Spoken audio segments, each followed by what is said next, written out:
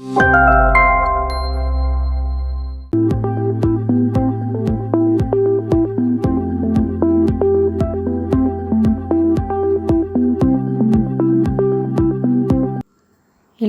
வணக்கம்.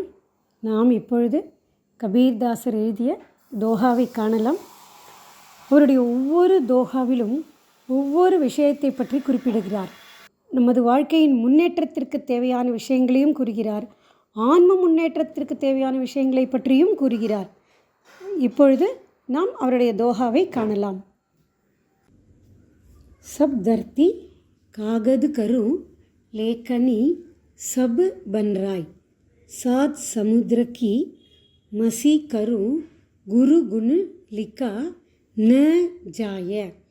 இந்த தோஹா மூலமாக கபீர்தாசர் குருவோட மகிமையை பற்றி சொல்கிறார்.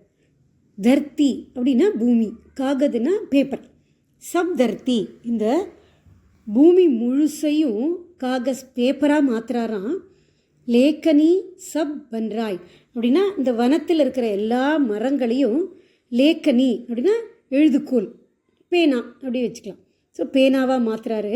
சாத் சமுத்திரக்கி, ஸோ 7 சமுத்திரத்தோட தண்ணியையும் மசீக்கரும் மையாக மாற்றுறாராம். பூமி முழுசையும் ஒரு பேப்பராகவும் வனத்தில் இருக்கிற எல்லா மரங்களையும் பேனாவாகவும் அந்த பேனால் ஊற்றுற மையா எல்லா சமுத்திரத்தோட மையாவும் மாற்றி அவர் எழுத ஆரம்பிக்கிறாராம். எதை எழுதுகிறாரு? குரு குணு, குருவோட குணங்களை பற்றி, குருவோட மகத்துவத்தை பற்றி எழுத ஆரம்பிக்கிறாராம். ஸோ ஆரம்பித்து எழுதிகிட்டே இருக்காராம். ஆனால் இது எல்லாமே காலி ஆகிடுத்தான். பேப்பரும் காலி ஆகிடுத்தான்.